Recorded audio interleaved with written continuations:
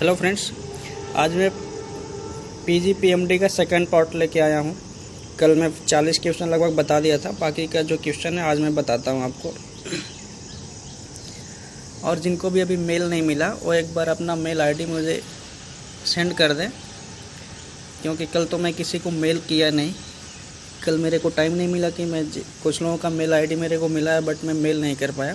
आज मैं आपको मेल कर दूँगा जो मॉडल पेपर है PDF में मेरे पास, और आगे भी आप सबको मैं मेल करता रहूँगा। जो अभी आज ये कंप्लीट हो जाएगा आपका PMD का, कल PPT का कंप्लीट करूँगा। मैं भी कंप्लीट हो जाए कल। उसके बाद जो मैं खुद से बनाऊँगा फिज़िक्स केमिस्ट्री और GS का, उसका भी PDF आपको मेल करते रहूँगा मैं।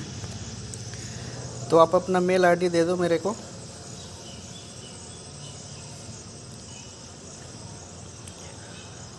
तो चलिए स्टार्ट करते हैं। आज का पहला क्वेश्चन है, कल मैं 40 क्वेश्चन नंबर 50 तक बता दिया था। टेक्निकल क्वेश्चन कल पूरा कंप्लीट कर लिया। आज GS का 10 क्वेश्चन बचा और 10 क्वेश्चन इंग्लिश का बचा है इस पेपर का, तो इसको बता देता हूँ मैं। फर्स्ट क्वेश्चन है आपका, the executive power of the union is vested in which one of the below. मतलब नीचे दिए गए जो नाम है ना, इनमें से किसमें संघ की कार्यकारी शक्ति निहित होती है। संघ की कार्यकारी शक्ति किसमें निहित होती है? तो इंडियन प्रेसिडेंट जो होते हैं ना, उनमें संघ की कार्यकारी शक्ति निहित होती है। और जैसा कि आपको पता है कि अभी तक एडमिट कार्ड नहीं डाउनलोड हो रहा है, क्योंकि अभी लिंक अपडेट नहीं हुआ। अभी भी टू बी रिलीज़ दिखा रहा है, डेट जो है टू बी रिलीज़ दिखा रहा है। देखते हैं 1-2 दिन में आ जाएगा मे बी, क्योंकि आज 1 जुलाई हो गया। 12 दिन 11 डेज आपके पास लेफ्ट है, तो आप अच्छे से प्रिपरेशन कर लीजिए। और इस बार एग्ज़ाम सेंटर पहले की अपेक्षा ज़्यादा एग्ज़ाम सेंटर बनाया गया है। और चाहे कोई भी पेपर हो आपका, कोई भी ब्रांच हो, सभी में 60 क्वेश्चन ही आएंगे। और हिंदी इंग्लिश दोनों में पेपर रहेगा आपका। और सबका सिलेबस लगभग में सेम है, बस ये PGPMD को छोड़ करके, क्योंकि इसमें टेक्निकल क्वेश्चन भी आता है। ठीक है। और बाकी में फिजिक्स केमिस्ट्री मैथ GS ये सब कॉमन ही रहेगा। मतलब एक ही टाइप का पेपर बनेगा आपका ज़्यादातर। उसमें कुछ सिलेबस सेम रहेगा, क्वेश्चन डिफरेंट रहेंगे आपके।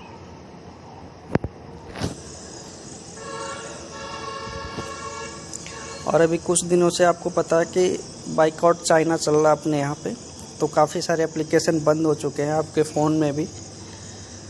तो आप कहीं ऐसा मत करना कि गुस्से में आप फ़ोन ही अपना चलाना बंद कर दो। ऐसा नहीं करना है, क्योंकि अगर ऐसा कर दोगे आप, तो इंडिया की 90% जो फ़ोन है ना, वो सब चाइनीज़ हैं। क्योंकि आपको पता होगा कि 4 जो कंपनियां हैं ना, वीवो, ओप्पो, रियलमी और वन प्लस, ये चारों जो कंपनी है, ये एक ही आदमी की ये कंपनी है।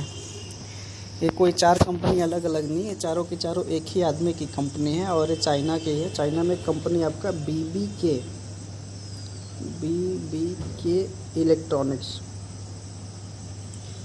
इलेक्ट्रॉनिक्स है। चारों फ़ोन यही कंपनी बनाती है, और ये इसका ओनर एक ही है। उसका नाम याद नहीं आ रहा। तो चारों फ़ोन एक ही आदमी के हैं, और ये चारों फ़ोन इंडिया में बहुत ही ज़्यादा यूज हो रहे हैं। तो एक ही आदमी ने सबको कंपटीशन दे के सारा पैसा अपने आप ही ले रहा है। मार्केट में बस एक ही आदमी से हम लोग कंपटीशन कर रहे हैं। और बाकी Xiaomi भी चाइनीज़ ही है, बट वो उसका ओनर जो है अलग है। जो रेडमी फ़ोन है उसका भी चाइनीज़ है, उसका ओनर अलग है। तो आप बाइकआउट तो करो, बट कुछ चीज़ों को संभाल के करना है। चलिए नेक्स्ट क्वेश्चन देखते हैं हम लोग। नेक्स्ट क्वेश्चन है आपका, think tank of government of India that replace the planning commission. Bharat सरकार का वो कौन सा थिंक टैंक है जो योजना आयोग को प्रस्तावित करता है? तो नीति आयोग। नीति आयोग से पहले, नीति आयोग का जो पुराना नाम था वो था आपका प्लानिंग कमीशन। इसका पुराना नाम था प्लानिंग कमीशन। बाद में इसको रिप्लेस किया गया नीति आयोग से, नीति आयोग से रिप्लेस किया गया। तो वही पूछ रहा है कि वो कौन सा थिंक टैंक है। नीति आयोग को थिंक टैंक बोलते हैं हम लोग। वो कौन सा थिंक टैंक है जो प्लानिंग कमीशन को रिप्लेस करता है। तो नीति आयोग है जो प्लानिंग कमीशन को रिप्लेस करता है। नीति आयोग कब बना था? ये 1 जनवरी 2015 को बनाया गया था।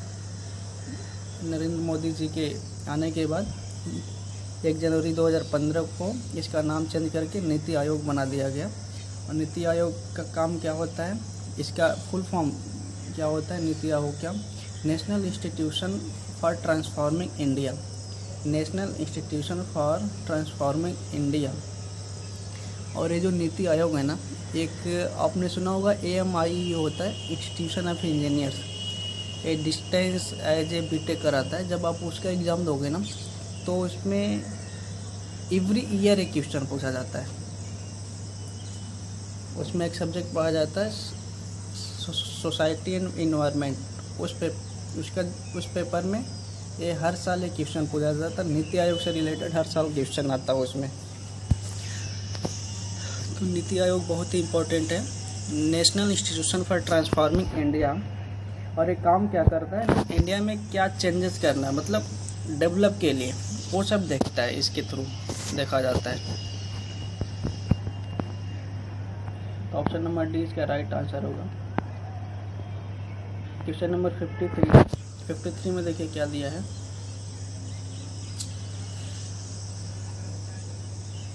Which of the following election is not conducted under the supervision of Election Commission of India?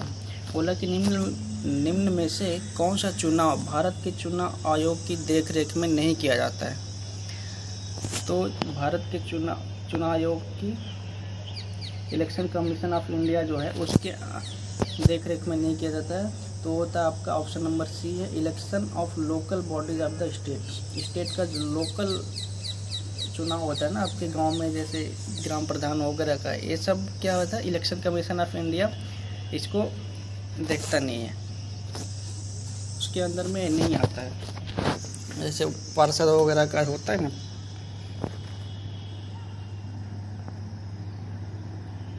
Next question है आपका 54 नंबर। ये काफ़ी अच्छा क्वेश्चन है, इम्पोर्टेंट है। Maurya dynasty was founded by, मतलब मौर्य साम्राज्य जो है ना उसको कौन स्थापित किया था? तो चंद्रगुप्त मौर्य किया था। चंद्रगुप्त मौर्य जो था उसने मौर्य साम्राज्य की स्थापना की थी। मौर्य साम्राज्य पहले किस एरिया को बोला जाता? जो मगध का एरिया है ना, उधर ही मौर्य साम्राज्य था आपका। आपको पता होगा कि जो पाटलिपुत्र पटना, वो एक समय में बहुत ही बड़ा स्टेट हुआ करता था। मगध राज्य आपने सुना होगा। तो मगध के नाम से एक पूरा स्टेट जाना जाता था। ये उड़ीसा भुवनेश्वर तक फैला हुआ था। यूपी का ये सब, लखनऊ, कानपुर, ये सब उसमें सम्मिलित था, एक्सेप्ट दिल्ली, क्योंकि दिल्ली अपना वो अलग ही साम्राज्य था। तो सबसे बड़ा जो साम्राज्य था उस टाइम का मगध साम्राज्य था। और जो पटना का नाम है ना, पटना अभी तो पटना है, बट इसके पहले इसके 3-4 नाम थे। धीरे धीरे चेंज होते होते पटना से पहले पाटलिपुत्र था, और भी 1-2 नाम है इसके, मुझे याद नहीं आ रहा है। तो अभी देखिए, मैं बिहार तो कभी गया नहीं, जाता हूँ ऐसे जब भी मैं कोलकाता जाता हूँ तो उसी रूट से जाता हूँ, बट बिहार में रुक के कभी घूमा नहीं। बट कभी चांस मिला मेरे को तो एक बार पटना जाने का मैं सोचा हूँ। पटना, नालंदा, ये सब घूमने का मेरा पहले से प्लानिंग है, लेकिन टाइम नहीं मिला कि मैं जाके घूम के आऊँ। क्योंकि हिस्ट्री में जहाँ तक मैंने 1-2 हिस्ट्री तो ज़्यादा पढ़ा नहीं है मैंने, लेकिन जो पढ़ा है तो मेरे को पटना के बारे में काफ़ी कुछ जानने की इच्छा है। उस जब आप हिस्ट्री में पाटलिपुत्र का पढ़ेंगे ना, मगध साम्राज्य का, तो काफ़ी इंटरेस्टिंग है वो। फिर वो आपका जो नालंदा यूनिवर्सिटी सा, तक्षशिला यूनिवर्सिटी, ये सब बहुत ही अच्छे। इन सबको आप एक बार पढ़िए, फिर आपको इंटरेस्ट आएगा उसमें, काफ़ी अच्छा है। फिर आप आपको खुद ही पटना जाके एक बार घूमने का, उधर का कल्चर एक बार देखने का मन करेगा।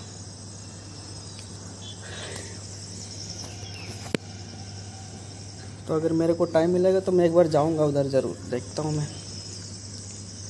तो आपका जो चंद्रगुप्त मौर्य है उसने मौर्य साम्राज्य की स्थापना की थी।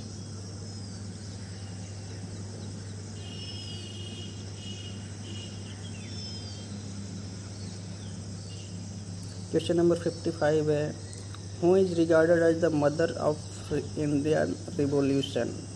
भारतीय क्रांति की जननी किसे कहा जाता है? भारतीय क्रांति की जननी किसे कहा जाता है? तो ऑप्शन नंबर बी होगा सरोजनी नायडू। सरोजनी नायडू कौन थी? ये स्वतंत्र भारत की मतलब आज़ादी के बाद उत्तर प्रदेश की पहली राज्यपाल जो बनी थी वो थी हमारा सरोजनी नायडू थी।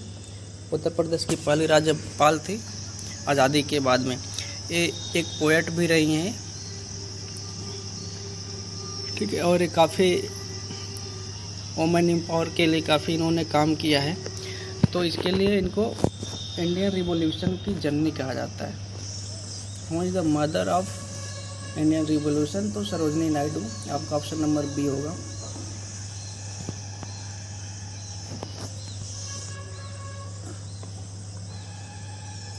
नेक्स्ट क्वेश्चन आपका, who threw the bomb on the door of the central assembly in new Delhi on 8 April 1929? पूछ रहा कि 1919 में किसने न्यू दिल्ली में केंद्रीय विधानसभा के दरवाजे पर 2 बम फेंके थे? तो वो थे आपके भगत सिंह और बटुकेश्वर दत्त। ठीक है, ऑप्शन नंबर ए और बी दोनों इसका सही होगा, यानी कि डी होगा, both A and B. Question number 57 है आपका, which foreign country is closest to Andaman island? कौन सा देश है जो अंडमान द्वीप समूह के सबसे नज़दीक है? तो म्यांमार है। म्यांमार जो है अंडमान द्वीप समूह के सबसे नज़दीक है। म्यांमार का एक और नाम है आपका बर्मा। ठीक है, तो बर्मा के नाम से भी जानते हैं इसको, म्यांमार को।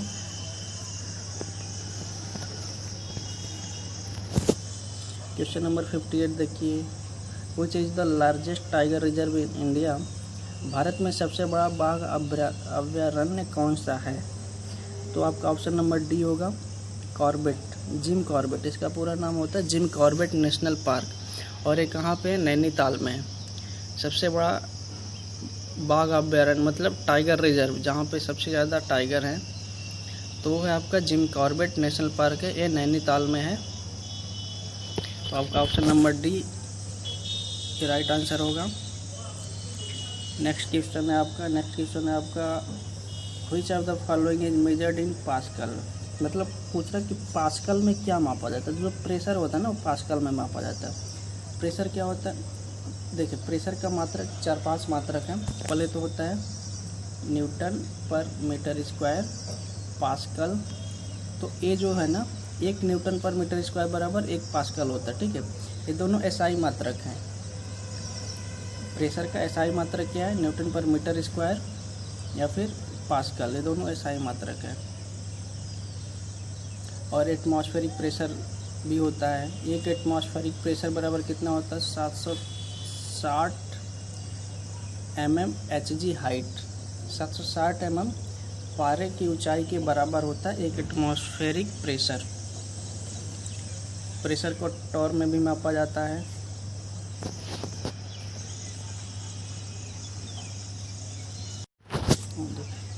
और देखिए प्रेशर का मात्रक निकालते कैसे? जैसे किसी भी कोई भी आपको मतलब यूनिट है, तो यूनिट निकालने का तरीका क्या होता है? देखिए, यूनिट निकालने का सिंपल सा आप तरीका जान लीजिए।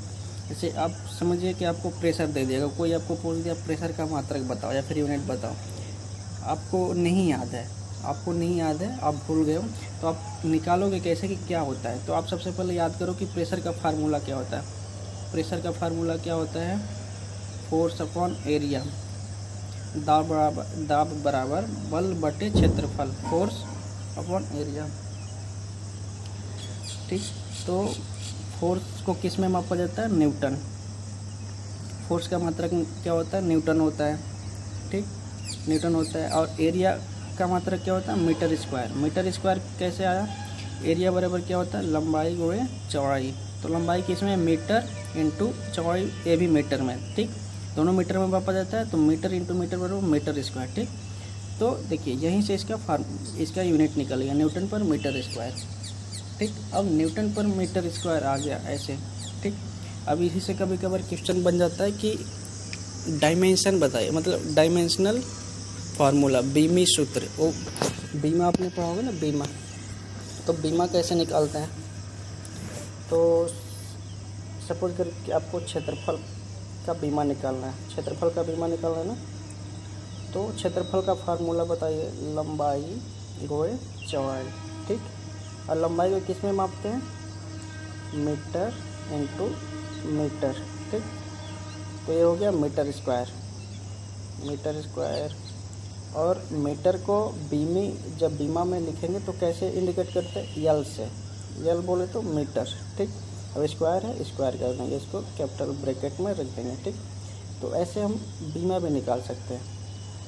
ये सब देखिए, कोई भी चीज़ है ना, कोई भी फार्मूला या फिर कुछ भी है आपके पास, आप ये देखो कि वो आता कैसे है। अगर आप ऐसे याद कर लोगे कि प्रेशर का मात्रक पास्कल है या फिर न्यूटन पर मीटर स्क्वायर है, तो फिर ये हो सकता है आप काफ़ी दिन बाद तक अगर आप उसको नहीं देखोगे तो आपको भूल जाएगा। तो उसका जो बेसिक वो होता है फार्मूला ना, आप उसको याद किया करो, बेसिक फार्मूला से वो कभी भी निकाल सकते हैं आपको। और अभी आप बोलोगे कि प्रेशर का फार्मूला निकालने पे तो न्यूटन पर मीटर स्क्वायर आ रहा है, बट पास्कल कैसे, पास्कल क्या है, इसका प्रेशर का जो, प्रेशर के बारे में जो सबसे पहले वो किए थे ना, वो क्या नाम था उनका, उसका नाम नहीं याद आ रहा, उसका नाम पास्कल करके ही है, तो उसके नाम पे ही पास्कल किया गया। कुछ चीज़ ऐसे, कुछ यूनिट ऐसे बनाए जाते हैं जिसे जिन्होंने फाइंड किया होता है ना, उनके नाम पे रख दिया जाता है उसका। तो शायद आप प्रेशर समझ गए होंगे। तो ये प्रेशर का ऐसा मात्रक होता है, और प्रेशर का मात्रक क्या है, एक और इम्पोर्टेंट मात्रक होता है, बार होता है। एक बार, प्रेशर का मात्रक बार भी होता है। एक बार बराबर कितना होता है, 10⁵ न्यूटन पर मीटर स्क्वायर, या फिर 10⁵ पास्कल, ठीक है। तो इसको बार में भी मापा जाता है। कभी कभार बस यही क्वेश्चन आता है कि एक बार कितने के बराबर होता है, तो 10⁵ के बराबर होता है और न्यूटन पर मीटर स्क्वायर में। तो आज का नेक्स्ट क्वेश्चन देखिए। नेक्स्ट क्या है आपका, 13 अप्रैल 2018 को घोषित 65वें राष्ट्रीय फिल्म पुरस्कार में मरणोपरांत दादा साहब फाल्के पुरस्कार से सम्मानित होने वाले दिवंगत अभिनेता का नाम बताइए। बोल रहा है कि जो 13 अप्रैल 2018 को 65वां राष्ट्रीय फिल्म समारोह हुआ था ना, उसमें दादा साहब फाल्के पुरस्कार किसको दिया गया मरणोपरांत, तो वो था विनोद खन्ना को। विनोद खन्ना को मरणोपरांत दादा साहब फाल्के पुरस्कार मिला है, और ये क्वेश्चन के एग्जाम में पूछ भी चुका है। अभी विनोद खन्ना का, एक्चुअली विनोद खन्ना काफ़ी पुराने एक्टर हैं। इनका जब बर्थ हुआ था, इनका जो बर्थ प्लेस है ना, वो है आपका पेशावर। पेशावर अभी कहाँ है, पाकिस्तान में, बट ये आज़ादी के पहले हुआ था ना, आई थिंक 1946 में इनका बर्थ हुआ था। तो उस टाइम में इंडिया में ही था, बट अभी पेशावर पाकिस्तान में है, ठीक है। और इनका जो फर्स्ट मूवी था, कौन था, मन का मीत फर्स्ट मूवी है इनका। तो ये सब आपको याद करने की ज़रूरत नहीं है कि फर्स्ट मूवी कौन सा है, ये सब मैं आपको ऐसे बता रहा हूँ नॉर्मली। ये पूछता नहीं कभी कि किसका फर्स्ट मूवी कौन सा है। तो ये जो अवार्ड मिलते हैं ना, इससे ही बॉलीवुड के क्वेश्चन इसी से बनते हैं, बाकी किसी से कोई क्वेश्चन नहीं बनता है। कभी कभार वो बन जाता है कि कौन सी मूवी कितना मतलब इनकम हुआ उसका, ये बन जाता है ये सब। या फिर रोल के बारे में पूछ लेता है, जैसे बाहुबली में जो कटप्पा का रोल किया था वो कौन था, ऐसे पूछ लेता है। बाकी कुछ ज़्यादा नहीं पूछता है, बट अवार्ड के बारे में पूछता है। जो अवार्ड मिलता है ना उन लोगों को, इसके बारे में, पुरस्कार समारोह जो होता है ना। अभी देखिए इसमें इंग्लिश बच गया है 10 क्वेश्चन, वो आपको मैं बता देता हूँ जल्दी से। तो इंग्लिश देख लीजिए आप जल्दी से। इंग्लिश में क्या है, Rajesh and Tejas and Rajesh are friend. Tejas and Rajesh, and को अंडरलाइन किया, मतलब उसके बारे में पूछ रहा है। एंड का काम यहाँ पे क्या है, एंड यहाँ पे कंजक्शन का काम कर रहा है, यानी कि दो वर्ड को जोड़ रहा है, तो यहाँ पे कंजक्शन हो जाएगा। इंग्लिश इतना ही सिंपल बनाया ना, इसमें आप एक बार पढ़ोगे तो आप आंसर कर ही दोगे, क्योंकि मैंने तीनों पेपर देख लिया, सभी में बहुत ही सिंपल है।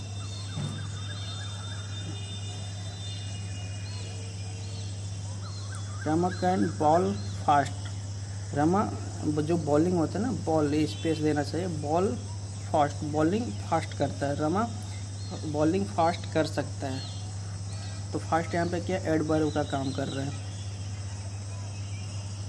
जो वर्ब की जगह पे यूज़ किया जाता है ना, उसे हम एडवर्ब कहते हैं। तो फास्ट क्या है, यहाँ पे verb as a verb use कर रहा है।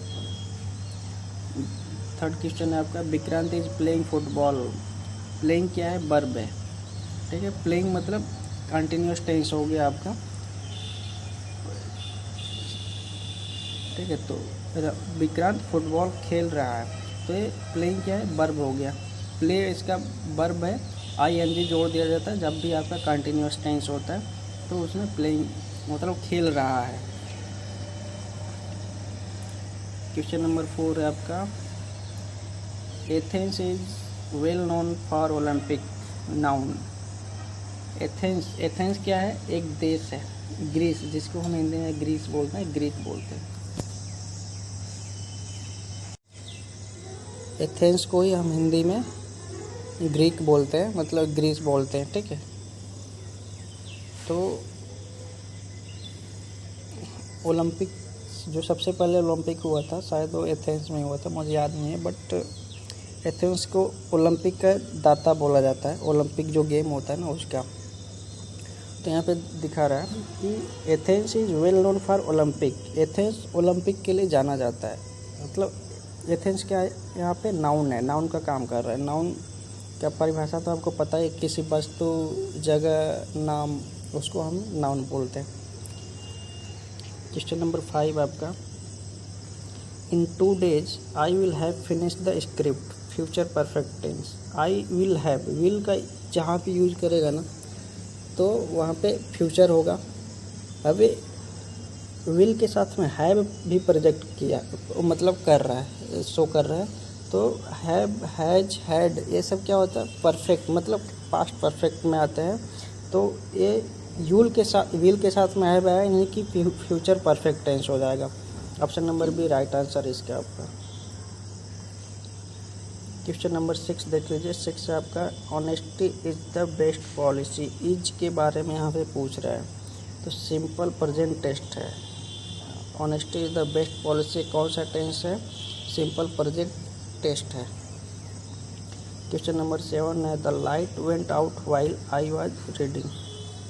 जब मैं पढ़ाई कर रहा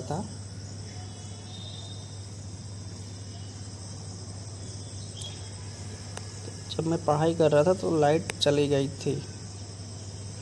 यह आपका पास्ट कंटिन्यूअस टेंस।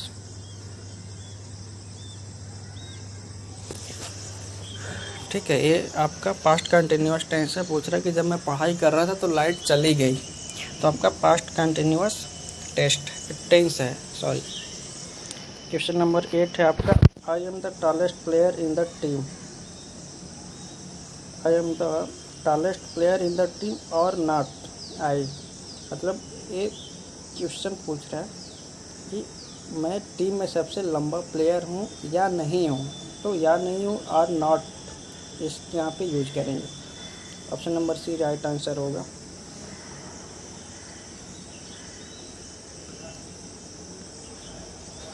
क्वेश्चन 9 है आपका, he said are you doing your job. ये पूछ रहे, अभी इसको एक्टिव पैसिव का टेंस दिया है आपको, एक्टिव पैसिव वॉइस जो आपने पढ़ा होगा ना उसका है। He said are you doing your job, तो इसको जब चेंज करेंगे आप, तो he asked me whether I was doing my job, तो आपका ऑप्शन नंबर बी हो जाएगा राइट आंसर। क्वेश्चन नंबर 10 है आपका, collecting stamps is one of his hobbies. Stamp को कलेक्ट करना उसका एक हॉबी है। तो यहाँ पे मतलब स्पेस दिया वहाँ पे क्या यूज करेंगे, तो इज का यूज करेंगे। तो ये था आपका आज का लास्ट क्वेश्चन। और मैं आपको एक बार बता दूं कि कल मैं आपको पीपीटी का जो क्वेश्चन है वो लेके आऊँगा। पीपीटी का कंप्लीट करने के बाद मैं खुद से क्वेश्चन बना के लेके आऊँगा और हिंदी और इंग्लिश दोनों में बनाऊँगा मैं। तो कल का आप वेट करिए, कल मैं ज़रूर लेके आऊँगा। जितने लोग भी पीपीटी के लिए वेट कर रहे हैं, और आशा करता हूँ कि एग्ज़ाम का एडमिट कार्ड जल्दी आ जाएगा। और जिसको भी मॉडल पेपर चाहिए वो मेरे को अपना मेल आईडी देते, मैं आपको मेल कर दूँगा। क्योंकि अगर व्हाट्सअप नंबर आ जाएगा तो दिन भर मैं व्हाट्सअप ही करता रह जाऊँगा यार। व्हाट्सअप में ज़्यादा यूज नहीं करता, बस ऑफिशियल जो व्हाट्सअप मैसेज आते हैं उसी को ज़्यादातर मैं देखता हूँ, और कुछ फ्रेंड्स के कभी कॉल मैसेज वो सब आ जाए तो वो सब देखता हूँ ज़्यादा। बाकी तो व्हाट्सअप यूज़ करने का कोई वही नहीं है। अगर मैं सोशल मीडिया पे ज़्यादा रहता ना, मैं बस यूज़ करता हूँ ट्विटर यूज़ करता हूँ, बाकी फेसबुक वगैरह ऐसा भी यूज़ नहीं करता। फेसबुक का आईडी है मेरा, बट तो काफ़ी यूज़ नहीं करता मैं। तो ट्विटर और हैंग आउट मैं यूज़ करता हूँ। अगर हैंग आउट पे कोई बात करना चाहता तो उस पर बात कर सकता है मेरे से। तो इसमें ये था पीएमडी का आपका पेपर था ये। तो इसमें 40 क्वेश्चन आपके टेक्निकल है, बाकी 10 क्वेश्चन इंग्लिश है और 10 क्वेश्चन जीएस का है, जनरल स्टडी का है। और आपको कोई भी अगर क्वेश्चन समझ में नहीं आया या फिर कोई भी प्रॉब्लम है तो आप मुझे कमेंट करें, या फिर वो क्वेश्चन का स्क्रीनशॉट या फिर लिख के आप मेरे को भेज दें, मैं आपको सॉल्व करके उसको दे दूँगा। तो चलते हैं, कल मिलता हूँ आपसे मैं। Thanks for watching.